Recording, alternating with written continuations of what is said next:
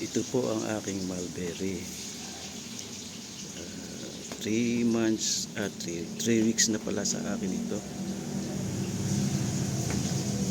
In-order ko ito sa Shopee.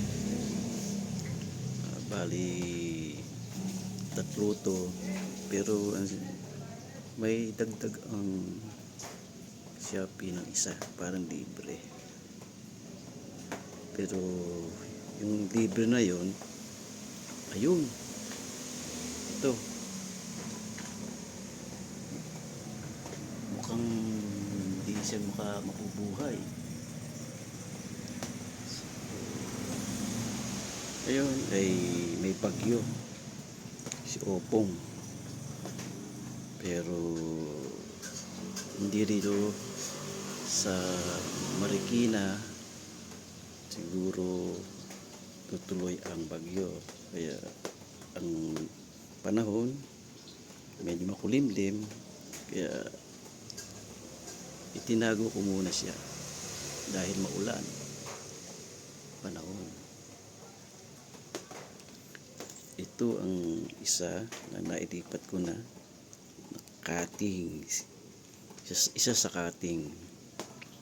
Yan, mukha naman siya mabubuhay dahil mayroon siyang bagong dahon.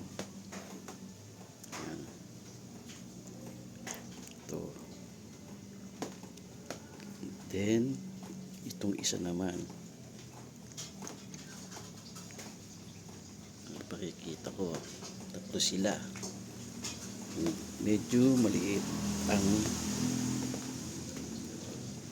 pot na nalagyan ko. Hindi ko alam kung mga 5 months pa ay pwede kong mailipat sa malaki. Palagi ko pwede na dahil mahaba na ugat niya, kahit magalaw madaming ugat, pwede na ilipat siguro sa malaking paso.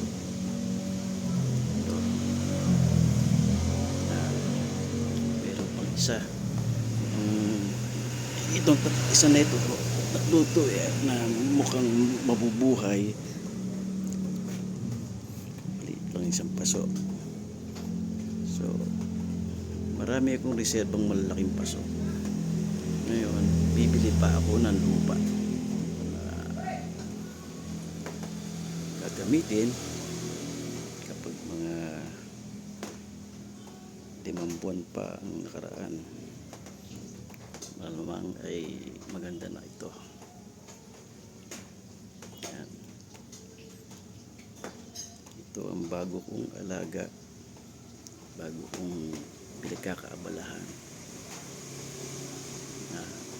Mulberry tree. Ito ang update ng aking bagong mulberry. Hindi ko muna siya tatanggalan ng dahon dahil batang bata pa ito. Pag lumaki-laki na siguro ang mga sanga, yan, at pag nag-aaraw na, bibilis na ito siguro lumaki. Hanggang dito na lang po tayo para sa update ng aking alaga na bago mulberry.